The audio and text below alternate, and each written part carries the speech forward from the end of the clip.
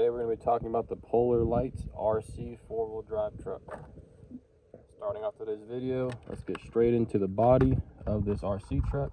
You can tell, very thin, it's already broken, and to be honest, I've had this truck for about, say, 2 months now. 2 months of wear and tear, of filming, go through mud holes with this truck.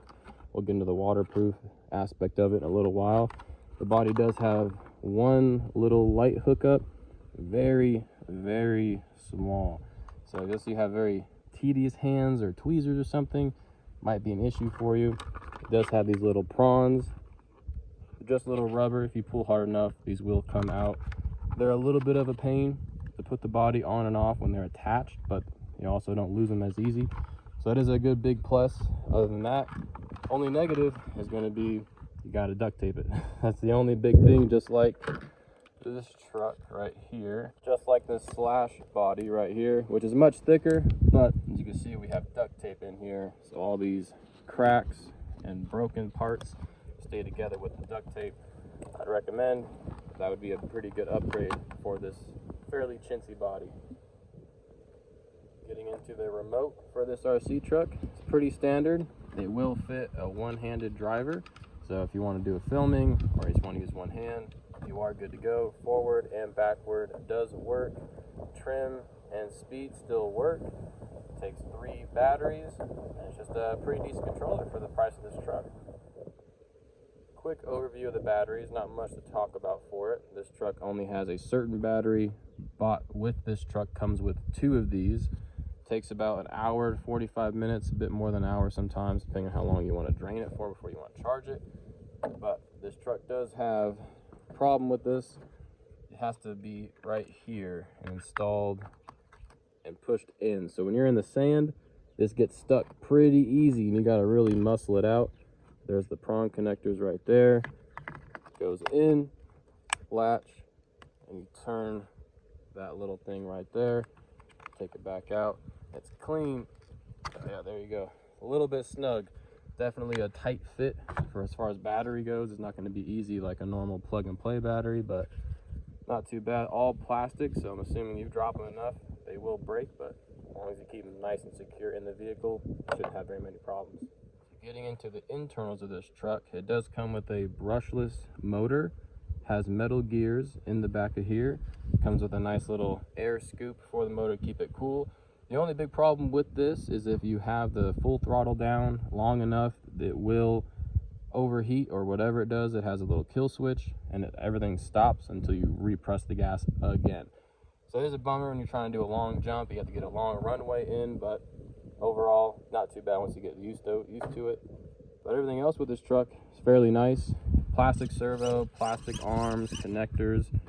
Your steering trim, not a lot of steering, but it does work if you're on the concrete, not necessarily in the sand. But you do have your little light hookup for the body right here. Your on and off switch is right here.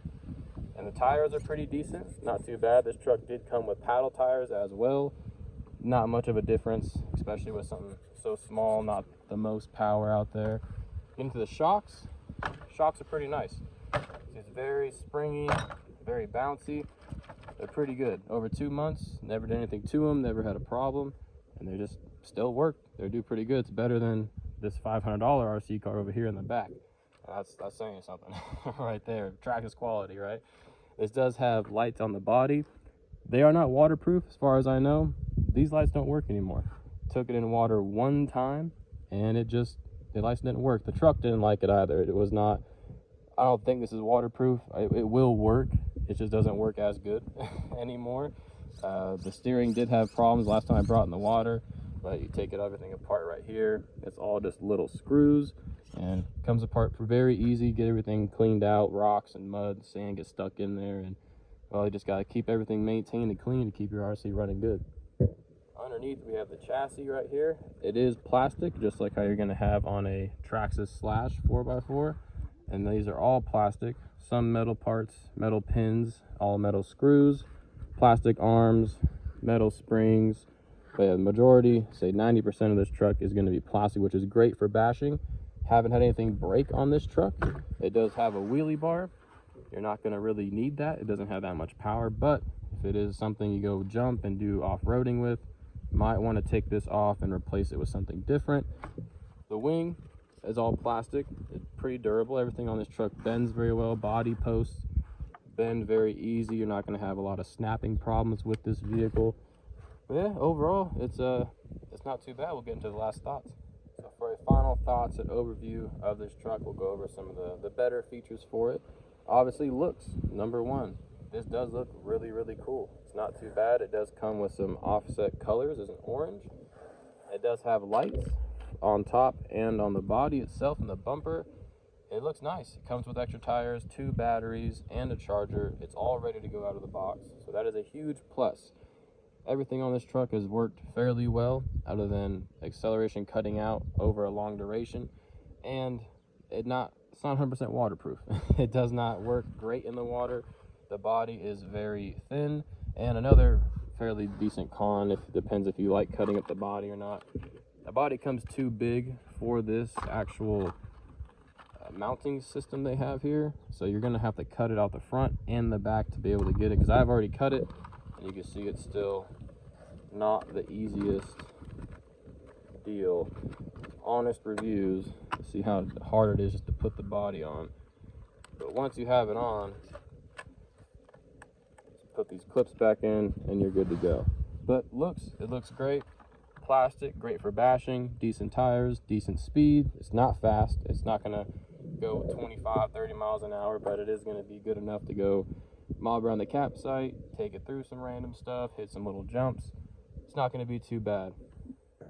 So for the final thought, for this truck, I'd say it's a solid 7 out of 10 for what you're going to expect to get out of it. Size-wise, it's very small, portable, it'll be easy to bring somewhere. It's not going to take up too much room in anything or anything like that. It's very cool looking. Body has nice colors. It looks good on camera, and it's just cool looking. That's the biggest thing it's got going for it. It is cool looking. That's about it. And it's durable. It's pretty nice. And if I suggest you would go buy it, I'd say it's a pretty decent car for someone starting off, or if you have a younger kid who wants to get into it. This truck is around $100, so it's fairly affordable compared to these $500 RC cars back here. Once you get into upgrades, not sure how many upgrades you could find for this truck, but if you're in the hobby, you can always make it work, especially with RCs.